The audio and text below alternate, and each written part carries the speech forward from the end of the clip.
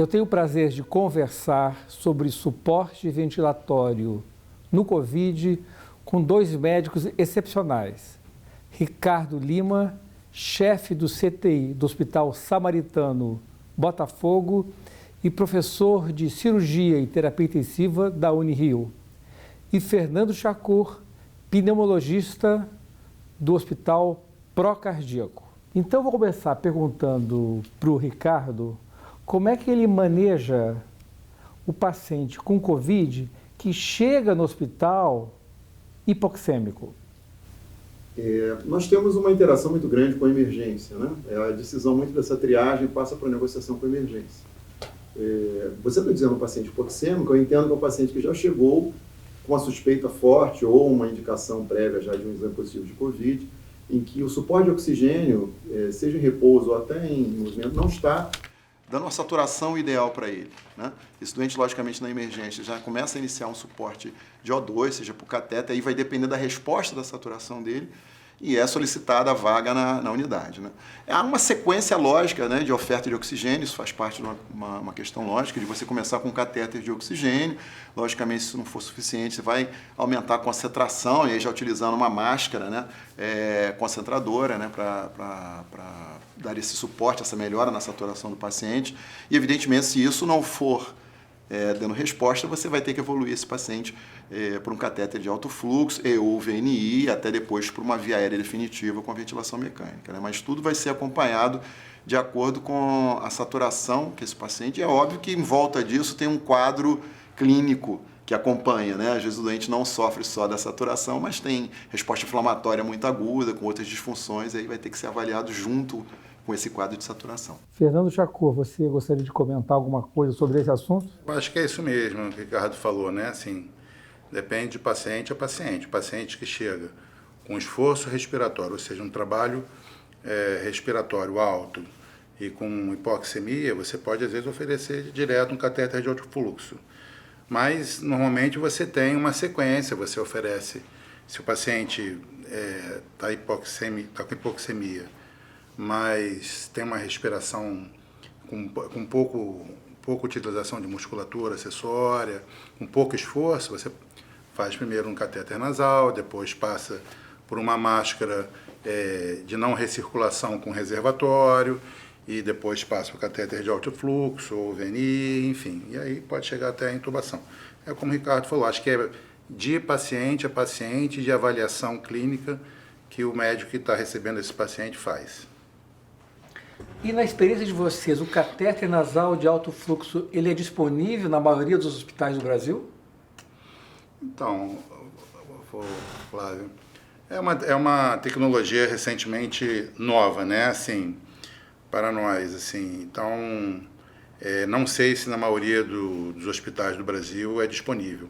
Mesmo aqui, para nós tivemos num pico da pandemia, mesmo querendo ter, não tinha disponível no mercado, né? Então, realmente, essa foi uma dificuldade que eu acho que todos os hospitais sentiram, né? A falta de insumo, a falta de material, não por falta de querer comprar ou de ter disponibilidade de comprar, porque o mercado mesmo, todo durante a pandemia, teve uma quedazinha. Então, mas podendo ter, eu acho um excelente recurso para lidar com o Covid. Ótimo. Ricardo, você usa o índice ROX? Há uma interação muito grande com a fisioterapia, né, na discussão dos pacientes, do serviço de fisioterapia. O próprio índice ROX foi revisto, né, pelo Hoover, por um trabalho, foi um dos autores, né, que escreveu isso, quanto do advento da Covid, porque o índice entre 3 e 4 não estava sendo muito suficiente, digamos assim, para avaliar o paciente. Minha preocupação com o índice puro, quer dizer, eu acho que ele é mais um dado, porque muitas vezes ele pode não contemplar, digamos assim, toda a gravidade do quadro do paciente. Né? Como eu falei para você, às vezes não é só a disfunção respiratória, às vezes a gente tem um quadro clínico em volta inflamatório que leva à gravidade, com outra disfunção, embora a disfunção prevalente no Covid seja respiratória. Ele é mais um dado para mim. Isso que eu, assim, em resumo, eu gostaria de pontuar. E se o seu paciente, Fernando, estiver usando o catéter nasal de alto fluxo, ele pode usar de maneira alternada VNI? Sim, pode ser feito isso, até porque eles trabalham em partes da insuficiência respiratória diferentes, vamos dizer assim. Então, a VNI ela consegue dar um suporte de pressão muito maior do que um catéter de alto fluxo, que dá de 3 a 6 no máximo, né? E o catéter de alto fluxo consegue lavar bem o CO2, consegue, além desse pequeno pipizinho que ele possa dar, ou essa pequena pressão que ele dá, ele consegue dar uma umidificação, aquecimento e um oxigênio a 100%, se for o caso, né? Então, a gente pode trabalhar com os dois alternando, né? Período mais com catéter de alto fluxo, período mais com VNI. O que é muito importante é você, no seu paciente, ver com qual ele fica mais confortável, né? Assim, na literatura, mais ou menos os dois têm a mesma eficiência, né? Então, você tem que ver qual que o seu paciente ficou mais confortável, qual o tipo de hipoxemia ele está fazendo, qual é o tipo de pulmão que ele tem, se está desrecrutando mais, se tem uma elastância maior, enfim. E aí você tomar a decisão baseado na resposta do paciente, sempre olhando para o paciente, se você vai dar preferência mais a VNI ou o catéter de alto fluxo, né? Depende também da experiência do serviço, como você falou, catéter de alto fluxo nem todo hospital tem, né? VNI, os hospitais do Brasil já usam há muito tempo. Eu queria acrescentar sobre isso 2 detalhes. O Chacur resumiu muito bem, mas por mais que o doente seja adaptado à VNI, ele não aguenta ficar tanto bem em VNI, né? Ele tem que sair para comer, ele tem que descansar um pouco, e aí nesse momento o alto fluxo fornece, né, um suporte para ele não ficar totalmente, né, só com catéter nasal enquanto ele está sem o VNI. E tem 2 trabalhos muito interessantes que falam sobre a melhora da resposta inflamatória com catéter nasal de alto fluxo. Então isso talvez possa ser, ainda não é uma evidência, evidentemente, são 2 trabalhos, mas talvez seja mais um fator de ajuda na melhora do paciente. Mas, meus amigos, no início da pandemia, eu ouvi muita gente falando que você não poderia usar VNI no paciente. Isso não existe mais? Então, assim, no início da pandemia a gente ouviu tanta coisa, né? Então, assim, no início da pandemia a gente ouviu tanta coisa sobre tudo e a gente acho que estava muito todo mundo, assim, o mundo todo estava assustado com a doença e cauteloso para não cometer erros, uma doença de disseminação muito rápida. Então, só que hoje eu acho que a gente já está entendendo, né, que a gente pode usar tanto o catéter de alto fluxo como a VNI, desde que a equipe tenha aparato correto, né, para estar lidando com aquilo, que o setor esteja corretamente com os aparatos necessários para estar lidando com aquilo. Isso é o importante, né? Manter os protocolos direitinho de segurança da pessoa que está fazendo o atendimento. Você tem toda a razão. Nessa pandemia se ouviu muita coisa, se falou muita coisa e muita gente falou sem saber o que estava falando, né? Eu gostaria de comentar o seguinte com vocês. Se o paciente está com catéter nasal de alto fluxo e você acha que ele está melhorando, como é que a gente vai saber objetivamente que ele está melhor? Quais os critérios que a gente pode utilizar para reduzir o grau, o suporte para uma máscara facial, por exemplo?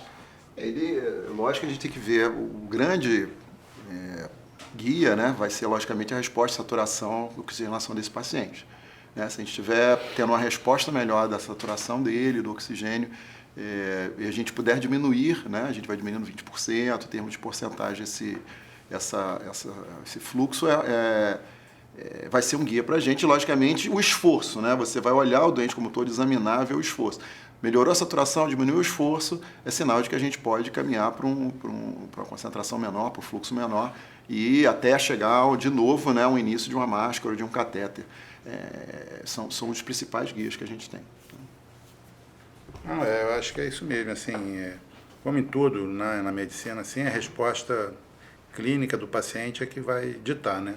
E não é só a resposta dos parâmetros, assim, oximétricos que são importantes, mas a resposta se o paciente está caindo a PCR, se ele também melhorou a quantidade de amina que poderia estar usando, enfim. Se ele, no global, ele está melhorando, e se ele está confortável, você vem reduzindo a quantidade, o fluxo, você vem reduzindo a FO2 e o paciente está bem, então isso é um sinal de melhora, né? Como tudo assim na medicina, a resposta clínica do paciente integral, que é o importante na tomada de decisão, né? De você poder estar diminuindo ou mantendo mais ou aumentando o suporte, né? Na verdade, o paciente tem que ser monitorizado, tem que ter vigilância contínua. E é por isso que ele, geralmente, quando grave, vai para uma UTI. Sim, sim. E em relação à intubação, eu também ouvi falar que você deveria postergar a intubação ou teria que antecipar a intubação. Afinal de contas, a gente tem que postergar ou tem que antecipar? Então, Flávio, acho que o mais importante no Covid é fazer a terapia intensiva bem feita, né? E eu acho que assim, a gente, como tudo no início do Covid, teve várias interpretações ou vários critérios que a gente fazia da intubação logo precoce, porque ficava com medo de fazer VNI, disseminar aquilo para todo mundo que estava cuidando do paciente em volta. Então, entubava logo, né? Eu acho que no início a gente entubou muitos pacientes que talvez hoje a gente não entubaria. Acho que os critérios de intubação hoje são os critérios tradicionais. Assim, paciente, você está disponibilizando o VNI, está disponibilizando catéter de alto fluxo, né? E aí pode até ter indicadores, índice como o ROX, né? Que está bem baixo, etc e tal. Então, você reúne isso tudo e se o paciente mantém, principalmente, a indicação de intubação, um esforço respiratório aumentado e permanente, apesar de você estar oferecendo toda a tecnologia para o paciente, se ele mantém um trabalho respiratório elevado, né, com os indicadores ruins, você vai intubar ele na hora certa. Não acho que nem seja precoce e nem postergar. Postergar é muito ruim, a gente sabe que você atrasar a intubação num paciente crítico pode ter um desfecho pior, né? Então, acho que você tem que intubar na hora certa, também sem antecipar, porque intubar um paciente que você poderia conseguir tirar ele só com catéter de alto fluxo, e a gente sabe que o catéter de alto fluxo consegue tirar alguns pacientes da intubação, a gente evita que esse paciente venha a ter pneumonia associada à ventilação mecânica, essas coisas todas, né? Hoje eu fiz uma revisão, né, da nossa experiência lá. A gente dividiu as estatísticas em 4 momentos, quer dizer, na verdade o último momento foi esse mês, que eu estava apresentando lá na apresentação do CEO do hospital. Mas eu tive 3 grandes momentos, quer dizer, foi do início da pandemia de março a julho, né, quando a gente começou a ter uma pequena queda de movimento. Depois de julho, agosto até dezembro, e em janeiro agora até abril que a gente teve outro pico. Nós apostamos precocemente que não deveríamos entubar tão precocemente os pacientes. Insistimos no VNI, precocemente começamos com o KNAF, sofremos o catéter nasal de alto fluxo, até o que o Chacu falou, o mercado não estava preparado para a pandemia, né? Temos que dizer isso, né? Ninguém estava preparado para isso, os insumos, né? Até hoje estamos sofrendo com outras faltas de outros insumos. Mas o que nós notamos é que o uso tanto do VNI como do catéter nasal de fluxo fez do primeiro para o segundo grupo de pacientes que nós tivesse menos doentes no ventilador, menos mortalidade, evidentemente, no ventilador, que menos doente, e menos mortalidade geral. Isso a gente notou do primeiro para o segundo grupo e do segundo para o terceiro grupo. Sendo que no terceiro grupo nós voltamos a ter uma mortalidade, porque hoje nós estamos vendo alguns pacientes mais graves, porque alguns doentes que estavam protegidos com comorbidades tiveram Covid, algumas outras complicações que nós estamos vendo, como pneumotórax, pneumomediastina, então a mortalidade aumentou. Mas, em suma, nós apostamos muito no catéter nasal de alto fluxo, na ventilação não invasiva, e eu acho que a gente tem números interessantes que mostram que nós entubamos menos de um período para o outro e que isso interferiu diretamente na mortalidade dos pacientes. Então houve uma curva de aprendizado. Não tenho a menor dúvida. Não tenho a menor dúvida. E uma curva de aprendizado boa, quer dizer, assim, nós apostamos num algo que vimos que depois que funcionou bem. E agora estamos apostando mais ainda. Eu estava comentando até com o Shakur que a gente está estudando até uma maneira de o próprio catéter nasal de alto fluxo ser aplicado sem necessidade de tubo, de uma maneira não invasiva, né? Talvez seja uma maneira da gente conseguir melhorar ainda mais esse paciente precocemente. Se esses 2 artigos não estiverem certos ainda, que a resposta inflamatória é boa com catéter nasal de alto fluxo, vai ser bom para isso, né? Os próximos capítulos vão dizer isso para a gente. Isso é um assunto muito interessante, a resposta inflamatória. É como tudo, né, Flávio? Assim, é nas crises que a gente pode ter oportunidade de aprender e crescer muito, né? Então, acho que essa crise aí do Covid, e sendo uma doença respiratória, e sendo uma doença de lesão pulmonar, de SARA e de SARA do Covid, que é um pouquinho diferente, talvez, que a SARA tradicional, que a gente conhece, mas que a gente trata de forma bem semelhante, assim.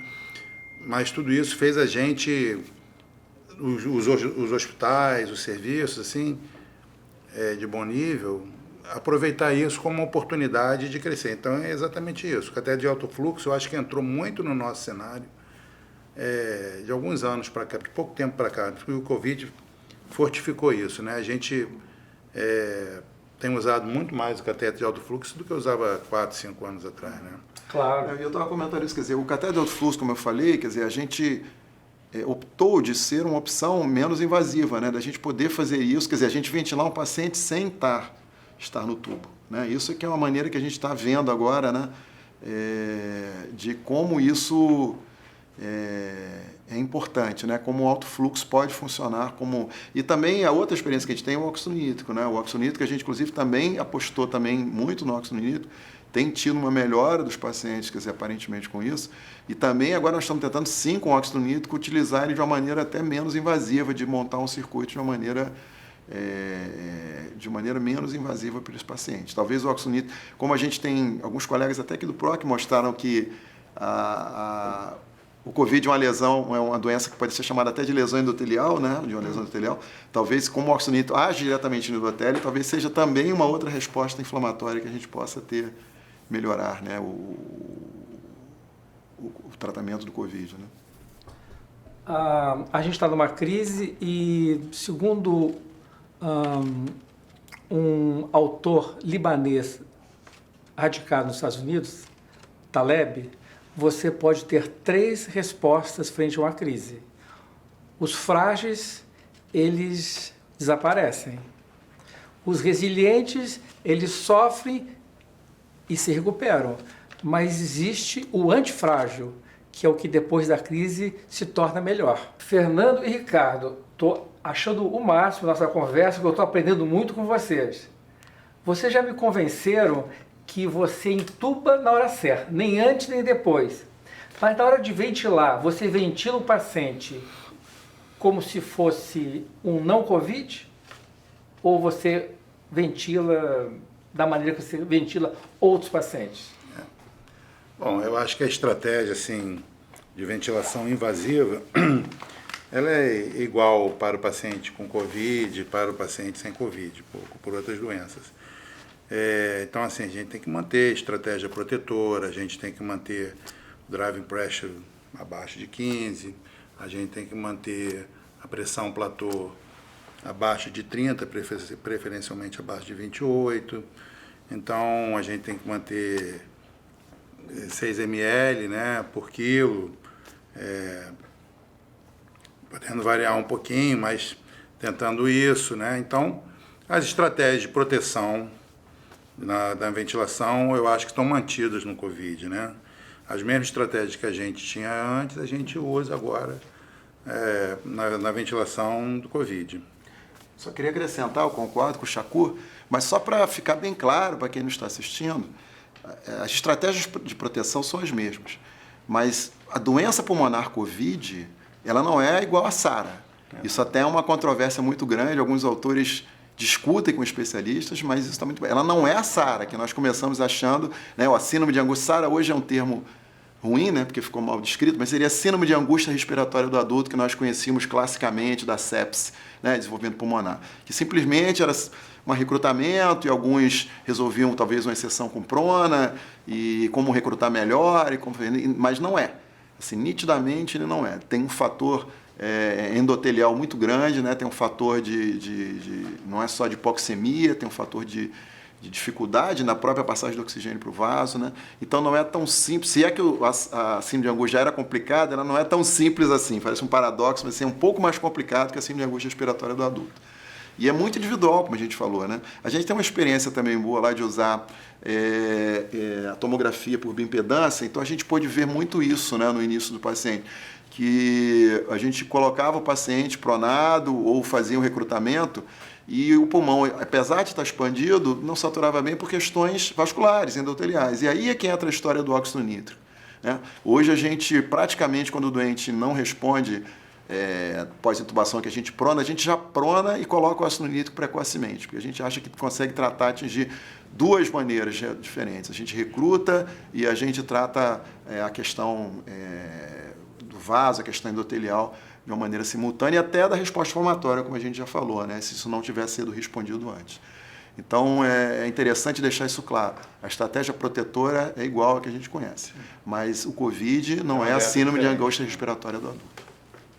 É uma doença mais longa, né? Os pacientes ficam mais tempo, né? Uma SARA, assim, uma doença, normalmente, uma semana, 10 dias, assim. O COVID, a gente tem visto o tempo médio de ventilação muito maior do que as pneumonias, assim. A estratégia é a mesma, a doença é diferente. Inclusive, na literatura, tem a SARA e a CESARA, né? Assim, é diferente isso. Inclusive com esse aparecimento agora que a gente está tendo nesse grupo, né, que eu falei de pneumotose, pneumodiastino, a gente está vendo coisas que não aconteciam antes em outros pacientes, né? São complicações pulmonares mais graves, né? Eu tenho recruto, mas eu tenho efeitos colaterais dessa insuflação alveolar nesses pacientes. E que aí começa a trazer problemas para um paciente que já está com dificuldade de ventilar, que aparece com pneumotórax, que é um doente que tem, ou ele tem alterações de coagulopatia, né, que aí ele vai sangrar por descoagulação, ou vai sangrar por trombose, ou vai trombosar. Quer dizer, então começa a ficar um doente complicado, mais complicado do que normalmente seria o da síndrome de angústia respiratória, né? E vocês pronam os pacientes com Covid? Como eu falei, né, obviamente a gente prona.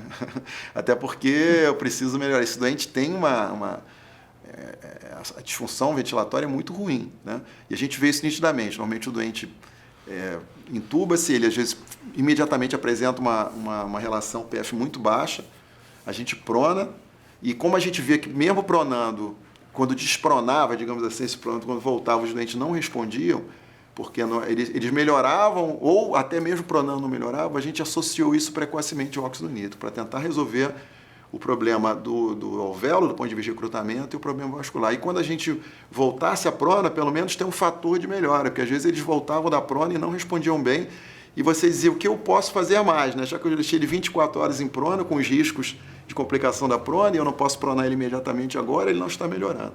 E a gente viu que com a associação do óxido nítrico precocemente, isso ajudou muito a gente. Assim, em relação à prona, né, assim, a gente prona o paciente com Covid entubado e não entubado, né? Então, isso aí a prona parece ter sido uma boa estratégia na lesão pulmonar grave do Covid, né?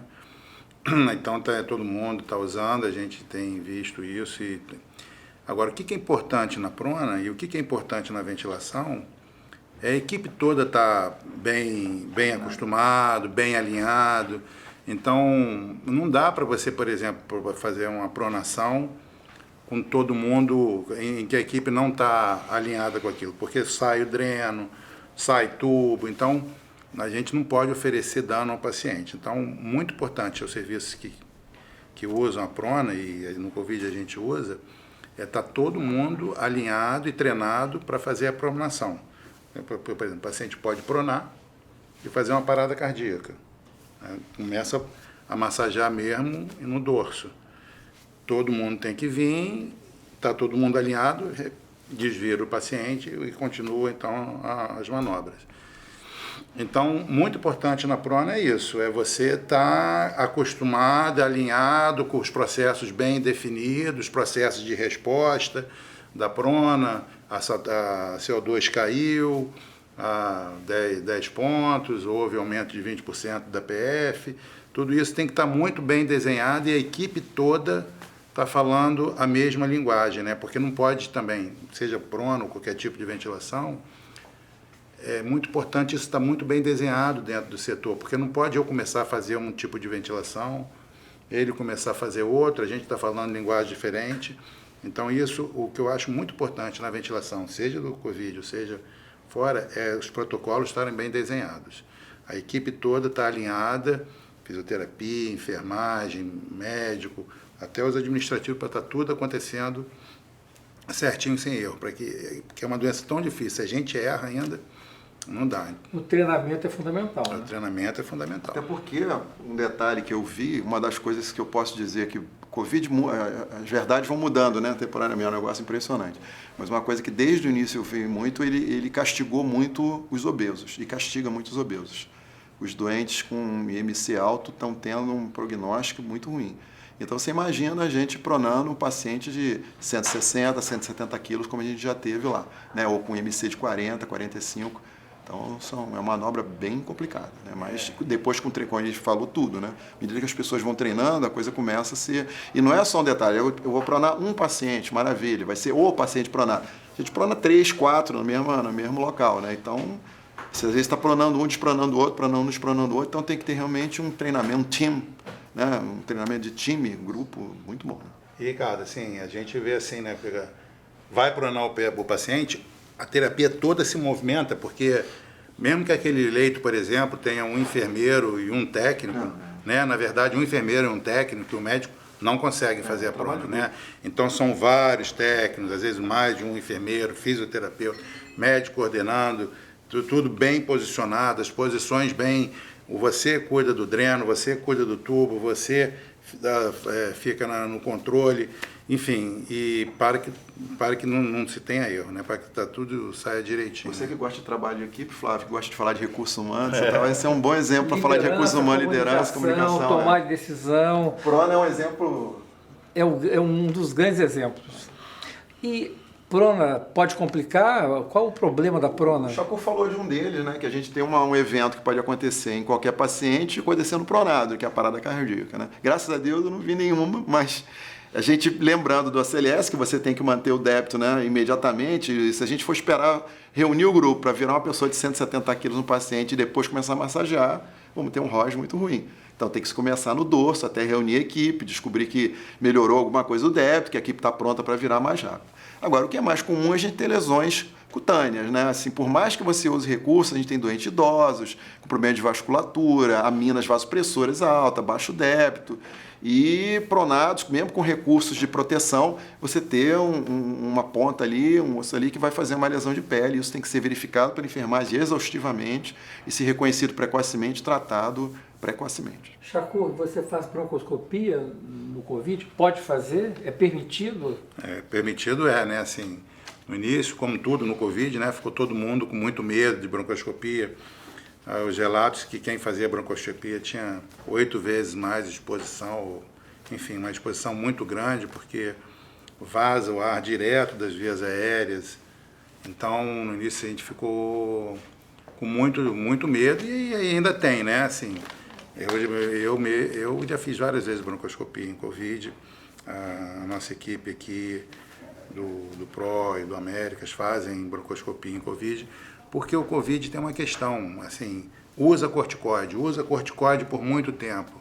Aí alguns usam tocilizumab. Então, esses pacientes que hoje fazem infecção por vários germes diferentes, germe resistente, germe não bacterianos, então, às vezes, sim, tem que fazer, não tem jeito, porque isso pode dar um substrato de diagnóstico que pode mudar a vida do paciente, né? Só que o que é importante, como sempre, o importante é ter o aparato direitinho, as medidas de proteção direitinho, o aparelho tudo certo para ter o mínimo de exposição possível. Né? E além dessas indicações que ele falou, que eu concordo, né, até diagnóstico de infecções fúngicas, lavagem, toalete, né, uma última que a gente está vendo com essa história, como eu falei, de estão tendo pneumotórias, a gente está tendo fístulas brônquias e a broncoscopia tem sido adjuvante na colocação de válvula para o tratamento dessas fístulas menos invasivo. Pessoal, infelizmente, vamos ter que concluir.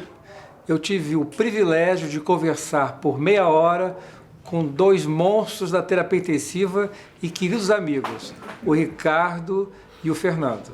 Muito obrigado.